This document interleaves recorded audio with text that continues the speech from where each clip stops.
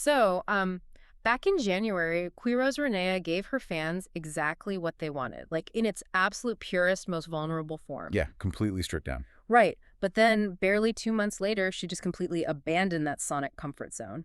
She pivoted to this really dark, neon lit, gritty, highly aggressive It aesthetic. was a massive shift. It really Yeah. was. And on paper, intentionally alienating your core base right after a major project gets indefinitely delayed, that sounds like career Oh, suicide. totally. A complete disaster. But in practice, it is an absolute masterclass in architectural marketing. So if you are the kind of person who looks at a massive cultural success, whether it's like a tech product launch, a blockbuster movie premiere, or just an artist completely reinventing their sound, Yeah, and you really want to know the how and the why behind the curtain, well, you are in the exact right place. you definitely are. Welcome to today's custom deep dive, where we are analyzing the mechanics of a perfectly executed artistic rollout. And we actually have a highly revealing stack of behind-the-scenes notes to examine today for this. We are tracking Qui Rose Renea as she navigates this really critical inflection point early here in 2026. Yeah, and the context surrounding these notes is really what makes her current strategy so compelling. Because the original plan for her team was to focus on a project called MMM4 Episode 4. Right, that was the established roadmap everybody knew about. Exactly. But, as happens all the time in the high-stakes tiers of the music industry, that project hit a wall. It is currently delayed. And usually, like when a tentpole project stalls like that, the artist just loses all their momentum. The label panicked. Yeah, they panic. There is this dead zone of silence. But instead of stalling out, the team behind her shifted gears completely. And the mission of this deep dive is to map out exactly what is happening in that war room. We are going to track how an artist successfully bridges her past sound into a total ground-up transformation, literally step by step. Okay, let's unpack this. Because where does a transformation of this scale actually begin? I mean, an artist can't just delete their social media history, post a cryptic black square, and expect the audience to seamlessly follow them into the dark. No, they absolutely cannot. If you want to bring your audience with you into a totally new era, especially after a disappointing project delay, you have to start by aggressively honoring the past. Makes sense. You have to lay down an unbreakable foundation of trust.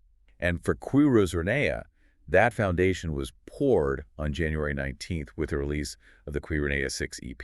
Yeah, looking at the internal notes we have, this EP really functioned as an anchor.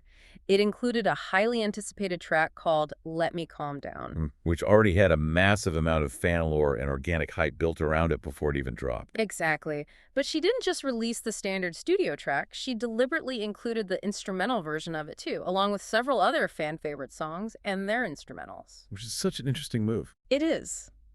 Stripping the vocals away entirely seems like a very specific, highly calculated choice. Well, releasing instrumentals strips the music down to its absolute core architecture, removes all that pop polish, and really highlights the raw emotion, the musicality, and the honest storytelling that her fans originally fell in love with. Like getting back to basics. Precisely. In the wake of a delayed project, fans can feel really unsteady. By delivering her work in its most naked, vulnerable form, she was essentially sending this psychological signal to her audience. Like a reassurance. Yeah, she was saying, I know exactly why you are here, I know what you value about my artistry, and I am securing that bond. I actually think of this like an iOS update on a smartphone. Oh, that's a great analogy. Right. Because before Apple forces a totally new, unfamiliar interface on you, they make you back up your old data to the cloud so you feel safe. So you don't lose anything. Exactly. The January EP was the data backup. She was backing up the expressive storytelling that her core fans valued most, putting it in a safe place. That's a perfect way to look at it. So, okay, the data is backed up. The emotional baseline is secure. How do you actually initiate the update without crashing the entire system? Well, you release the single Choose on February 20th. What's fascinating here is the neuropsychology of that specific transition, Choose, acted as a vital sonic bridge. A sonic bridge. Yes. Yeah. We know from behavioral science that people inherently resist sudden unexplained change. In the music industry, we actually call this acoustic whiplash. Acoustic whiplash. I love that term. It's a real phenomenon. If an artist jumps directly from acoustic emotional storytelling into a heavily synthesized experimental sound literally overnight, the listener's brain actually rejects it. Because it's just too jarring. Right. The neural pathways that are expecting a specific tempo or vocal delivery are just short-circuited.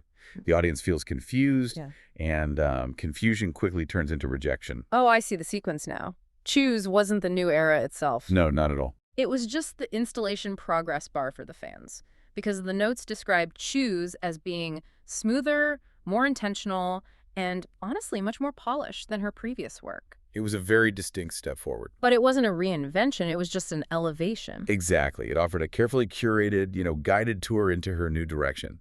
It proved to her audience that she had the technical mastery to evolve without losing her core identity. Wow. By offering a smooth, polished track in February, she demonstrated that she wasn't just throwing random aesthetic concepts against the wall out of panic over her delayed project. Right, because that's what a lot of artists do. They do, but she was methodically building towards something intentional. Basically, she bought their trust. Okay, so she crossed the sonic bridge. The audience is with her. They are totally enjoying the smoother, elevated sound of Choose. But a sound isn't enough to sustain a massive cultural moment, right? No, it's really not. You need a highly specific physical environment for that sound to occupy. You need a visual and thematic ecosystem. And that brings us to the intense behind-the-scenes work that has been occurring basically from March 5th up to today, April 7th. This is where the notes get really wild. They do.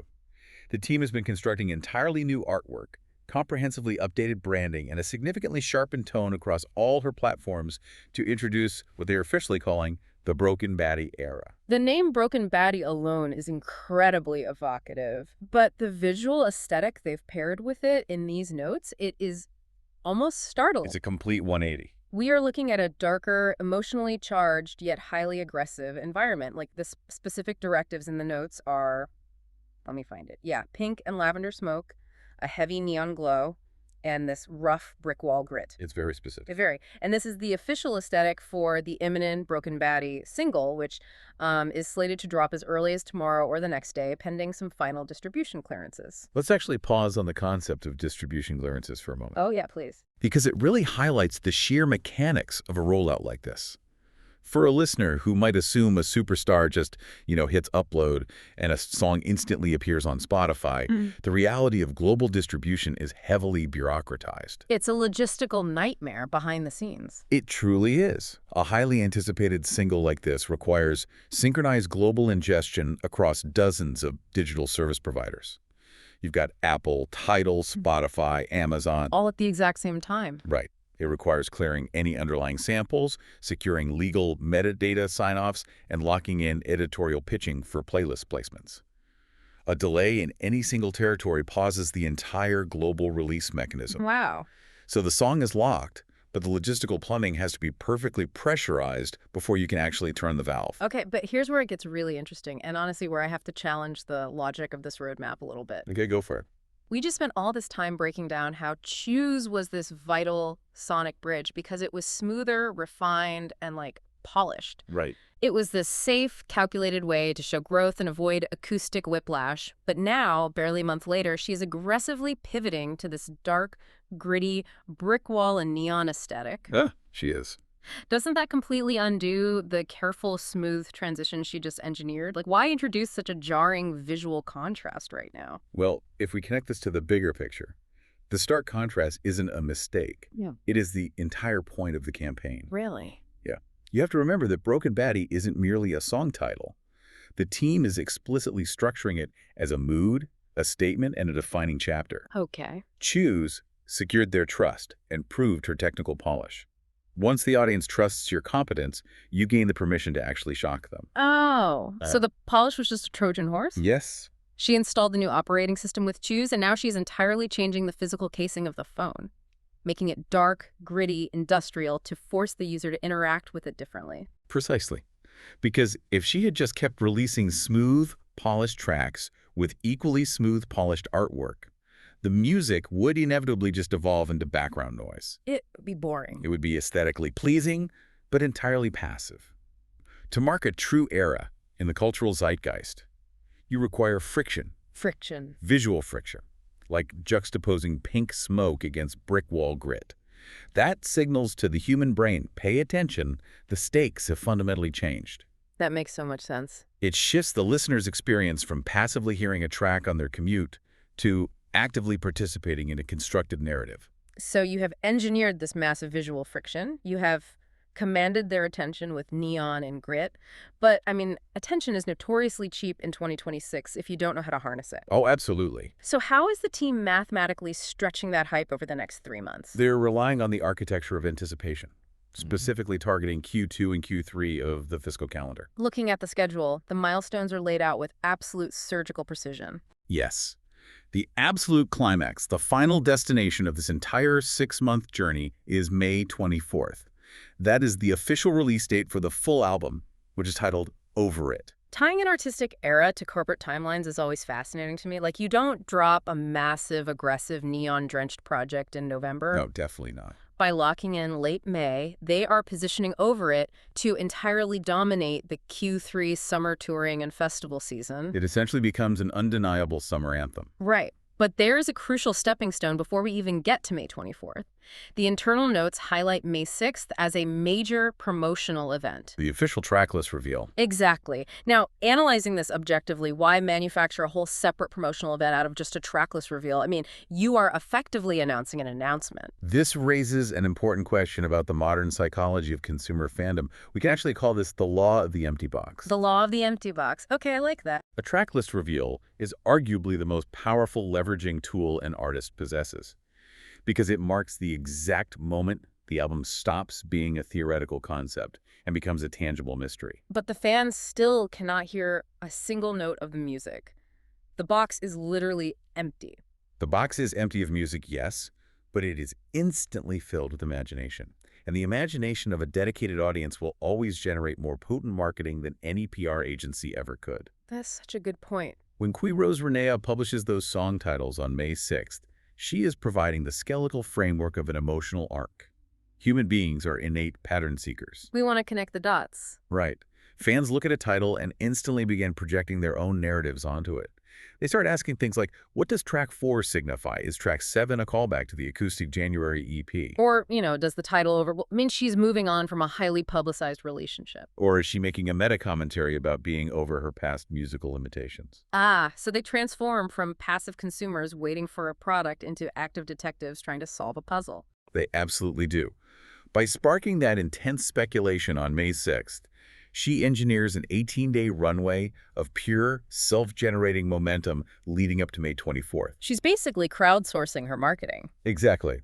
The fans are doing the heavy lifting by theorizing in online forums, debating the track names, and cross-referencing all the titles against the gritty, broken Baddie aesthetic. It ensures the album remains the inescapable centerpiece of conversation throughout the entire spring rollout. It is the ultimate exercise in pacing. You don't just hand someone a gift on a random Tuesday. Right. You tell them you bought them a gift. Then you show them the intricately wrapped box. And then you let them hold the box and read the label. And then finally you let them open it. The buildup is everything. By the time the lid actually comes off, their emotional investment in whatever is inside is exponentially higher simply because of the time they spend anticipating it. The delivery mechanism fundamentally alters the perceived value of the final product. So what does this all mean? Like, if we zoom out from the specific dates and track titles, we are really looking at an absolute masterclass in sequencing. Unquestionably. The label didn't panic when MMM4 Episode 4 was delayed. Instead, they mapped a totally new architecture. They started in January with an EP that anchored the emotional baseline. Then they utilized February to install a smooth, polished sonic bridge, avoiding that acoustic whiplash. Right. Then they deployed a gritty, neon-soaked aesthetic in the spring to create visual friction and command attention. And all of it is funneling toward a meticulously paced tracklist reveal and an ultimate May album climax to just dominate the summer. It demonstrates that massive success is rarely a spontaneous burst of creative lightning. It is structural engineering. Every single release, every color palette choice, and every calendar date serves a specific load-bearing purpose in the overarching narrative. And to tie this directly back to you, the listener, this blueprint extends far beyond the music industry. Think about how the mechanics of this rollout apply to whatever you are currently building. It applies to almost anything. It really does. Whether you are launching a startup business, pitching a massive new initiative at your company, or just organizing a personal creative endeavor, the sequencing of how you reveal your work to the world is just as vital as the quality of the work itself. It's all about the reveal. You cannot just drop the final product and expect people to care. You have to back up their data, build the bridge, introduce the friction, and then let them anticipate the final reveal. You have to deliberately guide your audience to the conclusion you want them to reach. Exactly. Well, we have thoroughly mapped the strategy, the corporate timelines, and the consumer psychology behind Qui Rose Renea's incredible 2026 transformation. The mechanics are flawless. They really are. But as we wrap up this analysis, looking at the sheer scale of this world building, I think there's a broader, perhaps unintended consequence to this level of architectural marketing. There is a significant consequence, Yeah. And it leaves us with something quite complex to consider long after this conversation ends. What's that? Well, we have spent this entire time dissecting and praising the meticulous planning, the visually intense eras, and the grand cinematic narrative of the broken Baddie. But once an artist successfully constructs a world this massive and fully transforms their identity to this extreme, how do they ever go back to just making music? Oh, wow. Because they have set a precedent. Exactly. Does creating a massive overarching cinematic narrative eventually trap an artist in a cage of their own marketing brilliance? That's a scary thought. Once you train your audience to expect a highly orchestrated, multisensory 6-month psychological puzzle just to release an album, are you forever forced to outdo your own reinventions just to keep their attention? You'd be exhausted. At what point does the architecture become heavier than the art itself? It is the dangerous double-edged sword of the perfect rollout.